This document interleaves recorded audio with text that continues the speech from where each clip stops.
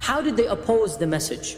By many ways. Of them is they tried to convince Abu Talib, and then they tried to block the da'wah indirectly, and then they had a showdown with Abu Talib. What else did they do in order to prevent the prophetic message from being taught to others? The third thing that we'll mention is that they tried to ban the recitation of the Quran in public.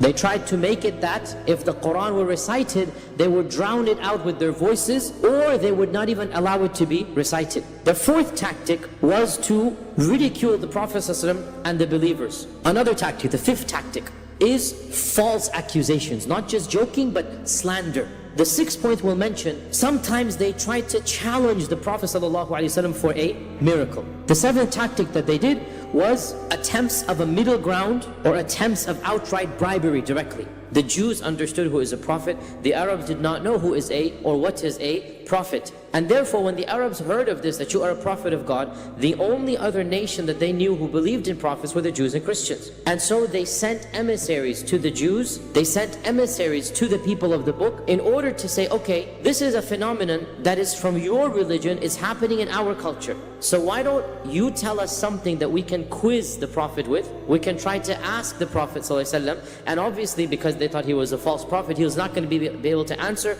so his lies will be exposed. So this was another tactic that they tried, and they failed in this tactic as well. The ninth tactic that they used is outright torture. Now, as we said over and over again, the Arabs of old were a tribal society. Everything was based upon tribalism, and therefore your protection is based upon who will protect you. Not the law, not the government, but rather your own tribe.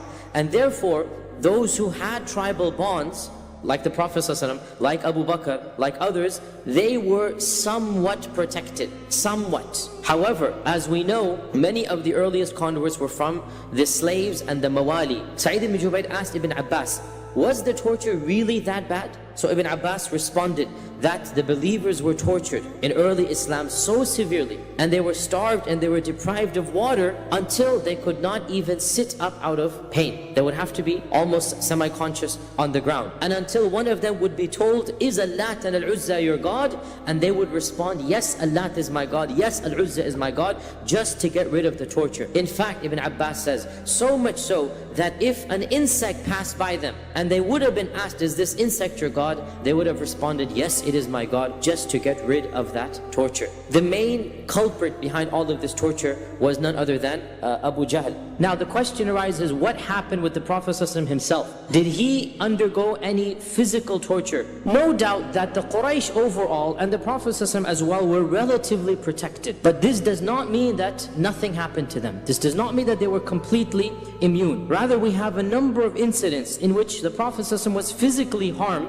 Eventually, of course, they talked about assassinating him, and then they had multiple assassination attempts, culminating in the grand assassination attempt that took place the night before the Hijrah. Sometimes Allah subhanahu wa ta'ala in His divine wisdom protected him, and sometimes for wisdom Allah knows he was not protected. There was a time when Abu Jahl was boasting to his peers, to his colleagues in Quraysh, and Abu Jahl said to the people that I swear by Allat and Al-Uzza that if I see this man again, one more time, the Prophet ﷺ, I am going to put my foot on his neck, meaning when he's in sajda, and I'm going to throw sand onto him. And the Prophet ﷺ came that day, Abu Hurairah narrated, and he started praying. And when the Prophet ﷺ went into sajda, Abu Jahl came forward trying to or attempting to put his foot on the neck of the Prophet ﷺ. But before he got to him, the people around him saw that he turned backwards. He started walking backwards, and he started pushing with his hands away, and they couldn't see what was happening.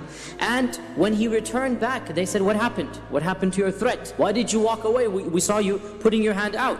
And so Abu Jahl said that I saw between me and him a pit of fire, and there were wings hovering above that fire. When the Prophet ﷺ finished, he told the Muslims that this fire was brought by the angels. The wings were those of the angels. And had he taken one step closer, the angels would have shredded him, basically to bits and shreds. They would have shredded him into bits. It is also narrated, Urwa ibn Zubayr asked Abdullah ibn Amr ibn al-As, tell me the worst thing that you saw happen to the Prophet ﷺ in Makkah. So Abdullah ibn Amr narrates what he saw.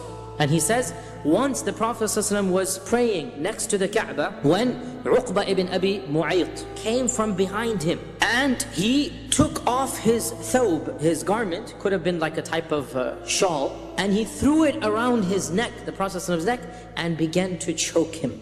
And the Prophet ﷺ was struggling with that choking, and the people did not intervene at all. Until finally Abu Bakr was told that your companion is being tortured. And so he rushed to the masjid and he began beating up from behind now, because now the process is being choked from behind. And so he attacked Uqba and he said to him, أَتَقْتُلُونَ رَجُلًا أَنْ يَقُولَ رَبِّيَ اللَّهِ? Are you going to kill a person just because he says, my Lord is God, my Lord is Allah? And there are other examples of this nature where they physically harmed him. Sometimes the harm was not physical but rather emotional. So Ibn Mas'ud said that once the Prophet ﷺ was praying again in front of the Kaaba, when Abu Jahl and a group of his ilk, of his peers, were sitting around each other, and the day before a camel had just been sacrificed. So Abu Jahl said, who amongst you will go to the carcass of that camel? There is a dump area outside Makkah. There's an area where you would throw your trash. So who will go to the carcass of that camel and bring the entrail, the intestine, the guts, that which nobody's going to eat, it's been thrown away. Bring that and throw it on the back of the Prophet of Muhammad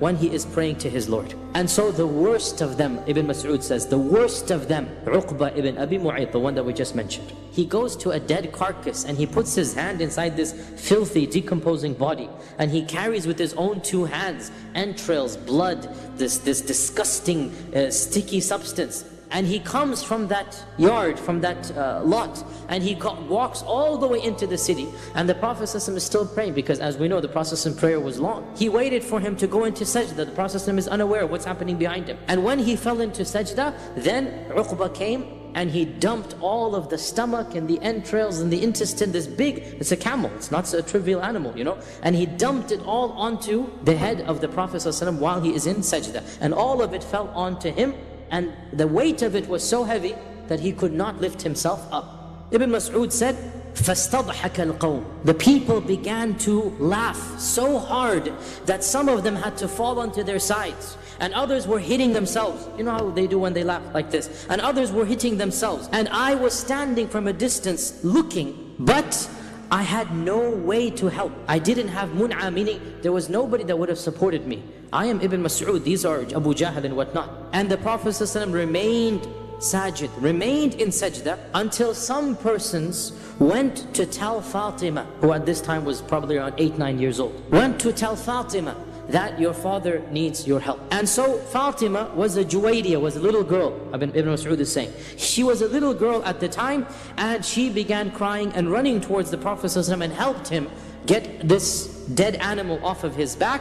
And the Prophet ﷺ then stood up, he managed to stand up, and he turned and he faced them. And he raised his finger up to Allah subhanahu wa ta'ala, and when they saw him in this fashion, they became quiet. And he began making dua against them by name. Allahumma alayka bi Abi Jahl, Allahumma alayka bi Uqba ibn Abi Mu'ayt, Allahumma alayka bi... And he mentioned every single one of them. And he mentioned each of them 3 times, until all of them had a deadly pale in their faces. The blood drained from their face. And then Ibn Mas'ud said, so I swear by the one who sent Muhammad with the truth, that I myself saw every one of these 7 dead in the battle of Badr. The first engagement, Allah took care of all of them. And eventually, of course, the matters got worse than this, and talk began of assassination. It is narrated in Ibn Ishaq that once the news spread that they had planned to assassinate the Prophet ﷺ, and a neighbor told Fatima, that a lady neighbor told Fatima that, they're talking about assassinating your father. And Fatima ran home and told the Prophet ﷺ that they're planning to assassinate you. And the Prophet ﷺ said, fear not, Allah Azza wa Jalla will take care of me.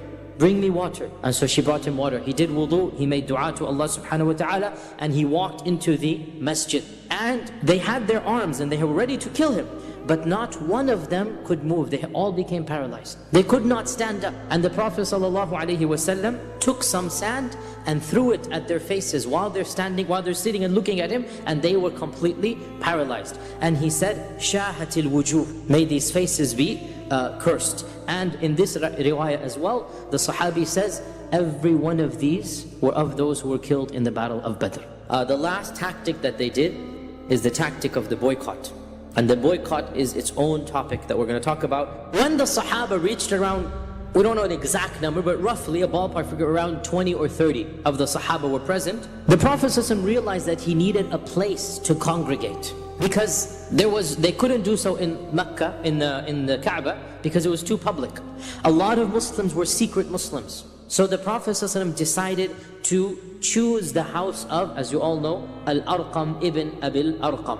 And so Darul Arqam became the place where the Sahaba would meet. When did this happen? We don't have any year, but probably around, we would estimate around the middle of the 3rd or the beginning of the 4th year.